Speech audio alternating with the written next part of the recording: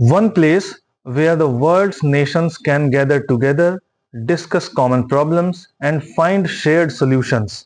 यानी कि United nation एक ऐसी जगह है जहां पर दुनिया भर के देश इकट्ठा होते हैं, अपनी समस्याओं के बारे में डिस्कशन करते हैं और सोल्यूशन निकालते हैं। तो आज की वीडियो में हम जानेंगे यूनाइटेड नेशन के बारे में और उनकी बॉडीज के बारे में।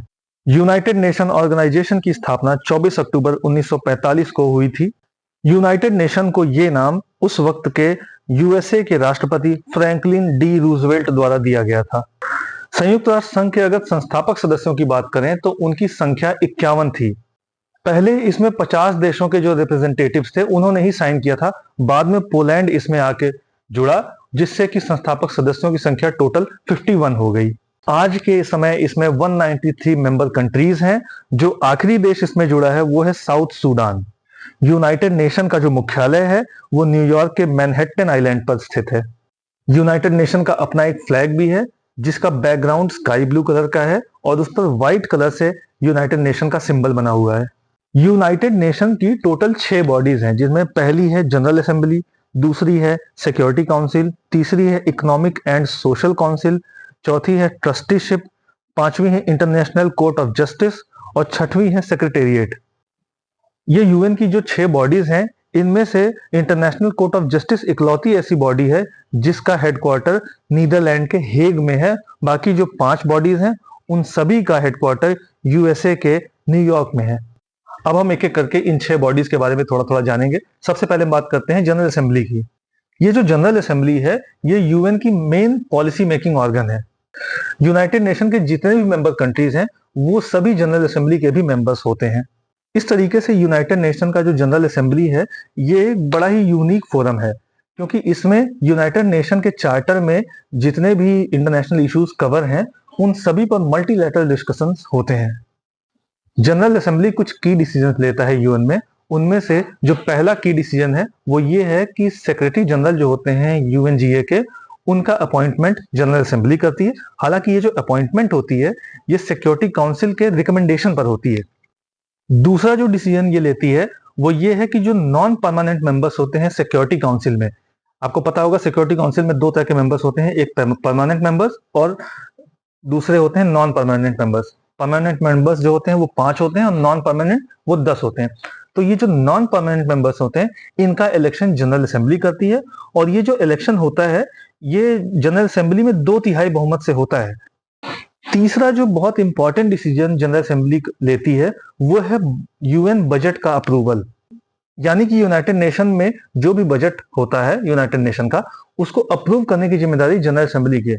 अब देखिए इतना बड़ा जो ऑर्गेनाइजेशन अगर चल रहा है तो बिना बजट के तो वो चलेगा नहीं, तो इसको अप्रूव करने की जिम्मेदारी जनरल असेंबली की होती है। यूनाइटेड नेशन का जो चार्टर था उसमें आर्टिकल 17 में ये बात कही गई है कि बजट पर विचार करने और उसे अनुमोदित करने की जो जिम्मेदारी होगी वो जनरल असेंबली पर होगी। यूएन का जो बजट है वो हर साल नहीं आता बल्कि 1 साल के गैप पर आता है और इसे पेश करते हैं सेक्रेटरी जनरल। ये असेंबली का जो रेगुलर सेशन है वो सितंबर से लेकर दिसंबर तक हर साल चलता है।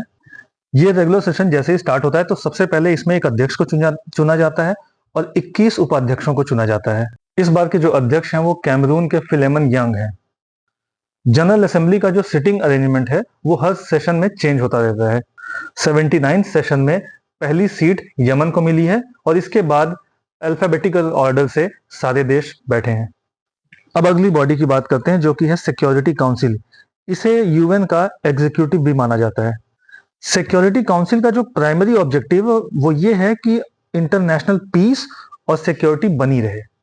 इसमें टोटल 15 मेंबर्स होते हैं, जिसमें से 5 परमानेंट होते हैं और 10 नॉन परमानेंट होते हैं। परमानेंट मेंबर्स की अगर बात करें तो इसमें है यूएसए, रशिया जो कि पहले यूएसएसआर था, ब्रिटेन, फ्रांस और चाइना। और बाकी जो 10 नॉन परमानेंट मेंबर्स होते हैं वो 2 साल के लिए चुने जाते हैं, और इन मेंबर्स को चुनने की जो जिम्मेदारी होती है वो जनरल असेंबली की होती है।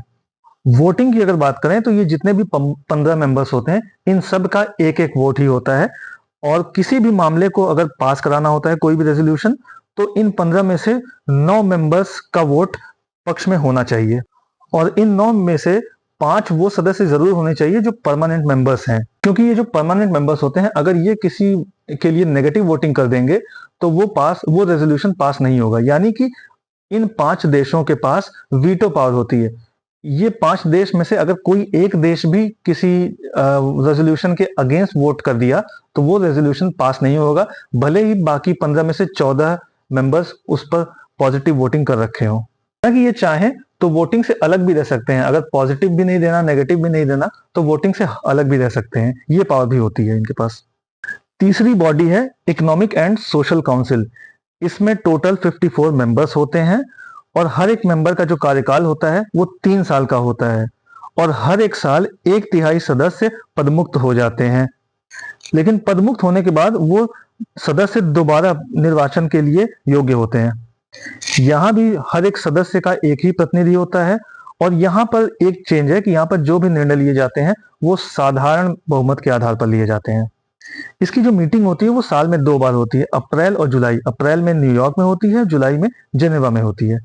अगली बॉडी है ट्रस्टीशिप, जिसको हिंदी में कहते हैं प्रन्यास परिषद।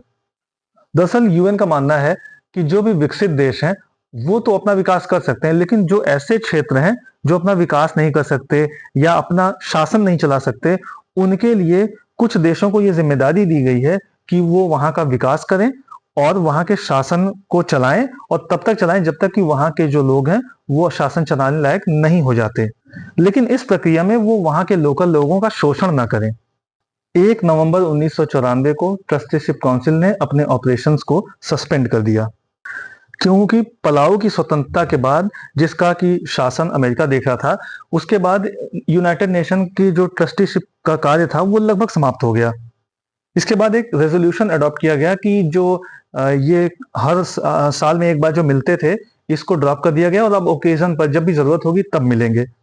अगली बॉडी है इंटरनेशनल कोर्ट ऑफ जस्टिस, जिसका हेडक्वार्टर हेग में है। इसमें जो जजेस हैं उनकी संख्या 15 रखी गई है और इनकी जो नियुक्ति होती है वो 9 साल के लिए होती है और हर एक 3 साल पर 5 जज यहाँ से रिटायर हो जाते हैं। और इसमें एक चीज ये भी है कि किसी भी एक देश से 2 न्यायाधीश नहीं होते, मैक्सिमम एक ही हो सकते हैं। जैसे इंडिया की तरफ से 2012 से दलबीर भंडारी हैं, जिनका दोबारा री इलेक्शन हुआ है, तो इस वक्त इंडिया की तरफ से दलबीर भंडारी जो हैं, तो दूसरे कोई जज नहीं हो सकते इंडिया की तरफ से। और इंटरनेशनल कोर्ट ऑफ जस्टिस के ये जो जजेस हैं ये आपस में से ही एक अध्यक्ष और एक उपाध्यक्ष को चुन लेते हैं और ये जो अध्यक्ष उपाध्यक्ष होते हैं इनका चुनाव 3 साल के लिए होता है। इसके साथ ही ये जो आईसीजे है इसका एक कोरम भी है। ये कोरम है 9 जजेस का, यानी कि मिनिमम 9 जजेस होने चाहिए, तभी ये अपनी कार्रवाई का संचालन कर सकते हैं। इंडिया की तरफ से नागेंद्र सिंह उपाध्यक्ष और अध्यक्ष दोनों ही पदों पर रह चुके हैं। अब यूएन की आखिरी बॉडी की बात करते हैं, वो है सेक्रेटेरिएट यानी कि सचिवालय। यूएन का जो भी डेली बेसिस का काम होता है उसको निपटाने का काम जो है वो सचिवालय का ही होता है। इसके जो हेड होते हैं वो सेक्रेटरी जनरल होते हैं, जिनको जनरल असेंबली चुनती है और सिक्योरिटी काउंसिल की रिकमेंडेशन पर यह चुनाव होता है। सेक्रेटरी जनरल का जो कार्यकाल होता है वो 5 साल का होता है और इनको अपने कार्यकाल के बाद दोबारा भी चुना जा सकता है। जैसे इस वक्त जो सेक्रेटरी जनरल हैं उनका नाम है एंटोनियो गुतेरस, ये पुर्तगाल से हैं। ये जनवरी 2017 से ही सेक्रेटरी जनरल हैं और इनको दोबारा चुना गया है। ये जो सेक्रेटरी जनरल होते हैं ये यूनाइटेड नेशन के चीफ एडमिनिस्ट्रेटिव ऑफिसर भी होते हैं। तो इस तरीके से यूनाइटेड नेशन के बारे में और उसके ऑर्गन्स के बारे में इस वीडियो में हमने बात की और आगे हम दूसरे इंटरनेशनल बॉडीज जो भी हैं उनसे रिलेटेड वीडियोस लाते रहेंगे। इसी तरह के और भी अपडेट्स जानने के लिए लाइक और सब्सक्राइब करें agelessness. Thank you very much.